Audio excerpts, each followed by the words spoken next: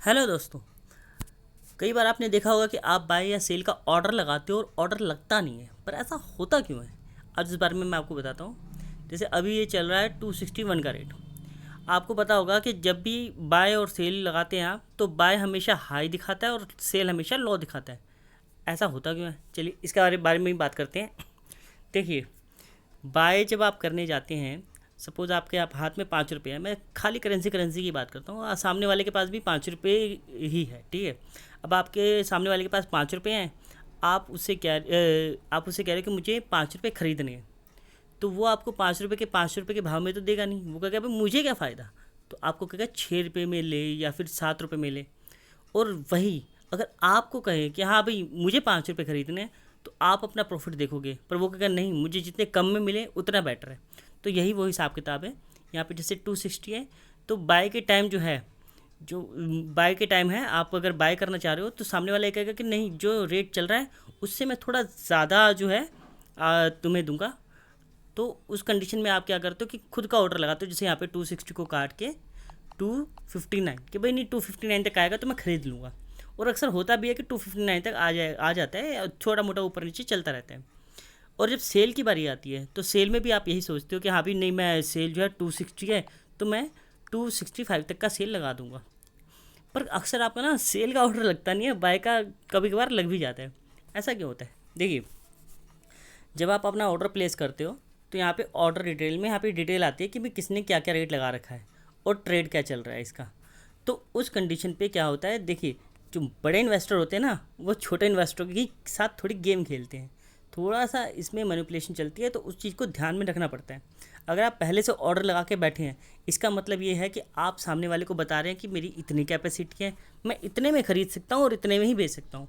तो उस कंडीशन में क्या होता है, कई बार आप देखेंगे कि जैसे 265 का अगर आपने ऑर्डर लगाया है, तो 264.90 पे आगे वो वापस डाउन हो जाएगा कि वो 265 को टच नहीं करेगा। वो क्यों नहीं करेगा? क्योंकि वो जो बैकग्राउंड में बैठे हुए इन्वेस्टर होते हैं, हैवी इन्वेस्टर, वो आपके माइंड के साथ मैनिपुलेट कर रहे होते हैं। अच्छा, इस कंडीशन में क्या होता है, आप क्या सोचोगे, अरे यार छोड़, 264.90 है ना, इतना से तो डिफरेंस है, मैं अपना ऑर्डर वो वाला लगाता हूँ, पिछले वाला कैंसिल या मॉडिफाई कर देता हूँ। अब जैसे ही उसे कैंसिल या मॉडिफाई करोगे, वो और डाउन हो जाएगा। तो इन्वेस्टर जो मतलब बैक इन्वेस्टर बिग इन्वेस्टर हैं, वो आपको ट्राई करते हैं कि आपका प्रॉफिट कम से कम रखने के लिए। और आपको ये लगता है कि नहीं यार, मुझे जो मिल रहा है, एक टाइम पे इतना फ्रस्ट्रेट हो जाते हो कि हाँ भाई जो मिल रहा है वो लेके निकल लो बस मार्केट से अब। तो ये चीज़ें होती हैं, इन चीज़ों को थोड़ा ध्यान में रखना पड़ता है।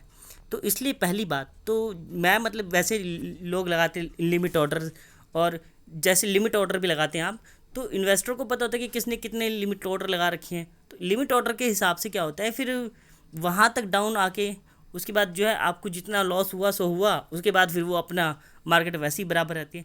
तो इस चीज़ को ना थोड़ा ध्यान में रखिए कीजिए कि और ऑर्डर जो होते हैं वो पहले लगाने से पहले आप बेटर है कि उसी टाइम पे एट ए टाइम सिचुएशन पे आप डिपेंड होके उसी टाइम डिसीजन ले लिए, वो आपके लिए ज़्यादा फायदेमंद रहता है। जैसे इस वक्त 261.10 है, ठीक है। अगर आप बाय का ऑर्डर लगाना चाहेंगे, तो ये इस वक्त आई थिंक 11 हो जाएगा। हाँ, ये देखिए 261.10 है ये। तो ये इस पर आप खरीद सकते हैं। पर अगर आप कहें कि नहीं, अब मैंने इस पर खरीद लिया तो मुझे सेल ऑर्डर, अगर आप पहले ही सेल ऑर्डर लगा के बैठ जाएंगे, तो इन्वेस्टर को पता होगा कि हाँ भाई कितना प्रॉफिट चाह रहा है कितना नहीं चाह रहा है, वो आपको उतना लेने नहीं देगा अनटिल कि कोई बिग इन्वेस्टिंग और ना आ जाए। अगर कोई बड़ी इन्वेस्टिंग आती है तो आपको रोक नहीं पाएगा, क्योंकि आपकी उससे ज़्यादा बड़ी इन्वेस्टिंग नहीं है। पर हाँ, अगर बिग इन्वेस्टिंग नहीं आती है इतनी, या इतना फ़र्क नहीं पड़ता है, तो आपका जो ग्राफ है वो इतना ऊपर नहीं पहुंचेगा। तो हमेशा ये जो आप ये सोचें कि क्रिप्टो की मार्केट बहुत आसान है, ये चीज़ें क्योंकि बैकग्राउंड में ट्रेंडिंग भी चलती हैं। इवेंट कोई अगर किसी करेंसी में नया इवेंट चल रहा है, तो भी ये प्राइस इंक्रीज हो सकते हैं। मार्केट अप हो गई है तो प्राइस इंक्रीज हो सकते हैं, तब आपको ज़्यादा बेनिफिट मिल सकता है। पर कई बार क्या होता है कि बिना किसी रीज़न बिहाइंड के भी ऑटोमेटिकली अगर मार्केट अप है तो क्रिप्टो डाउन भी हो सकता है। सपोज़ कि कोई इन्वेस्टर है जिसने इन्वेस्ट किया है, वो अपना माल अमाउंट सारा निकाल दे, तो क्या होगा? सिंपल सी बात है, क्रिप्टो की वैल्यू डाउन हो जाएगी। तो वो जो है, इसलिए जो क्रिप्टो मार्केट है, ये इन्वेस्टर पर डिपेंड रहती है। तो इस चीज़ को ध्यान में रखते हैं। तो मैं आपको बस यही बताना चाहता हूँ कि आप जो ऑर्डर लगाते हैं, वो आप एट ए टाइम डिसीजन पे उसी टाइम लगा लीजिए कि हाँ मुझे इसी टाइम पे ये बाय करना है, ये सेल करना है। आप ये नहीं कि आपने ऑर्डर पहले लगा के बैठ गए हो कि हाँ जब लग जाएगा तो मैं देख लूँगा। उस कंडीशन में क्या होता है, आपको लॉन्ग टर्म के लिए वेट करना पड़ जाता है। पर अगर आप ऐसे नहीं करेंगे, आप जो है पर ये है कि उस कंडीशन में ये हो जाता है, सपोज़ कि आपका ऑर्डर है, कई बार क्या होता है एकदम से बूम होता है, एकदम से डाउन होता है, तो उस टाइम पे आपका ऑर्डर फटाफट लग भी जाता है, पर उसके लिए वेट करना बहुत ज़्यादा हो जाता है।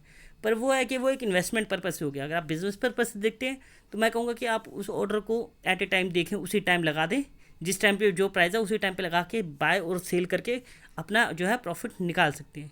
तो ये थी मेरी तरफ से आपको टिप्स। अगर आपको लगता है कि नहीं आपको जो है पहले ही ऑर्डर लगाने में प्रॉफिट मिलता है, तो आप एक बार ऑर्डर लगाएं और 3-4 घंटे तक उसको ऑब्जर्व करें कि आपका ऑर्डर लग रहा है कि नहीं लग रहा है। अगर नहीं लग रहा है तो आपको समझ आ जाएगी कि मैं क्या कहना चाह रहा हूँ। तो मिलेंगे अगली वीडियो में। बाय।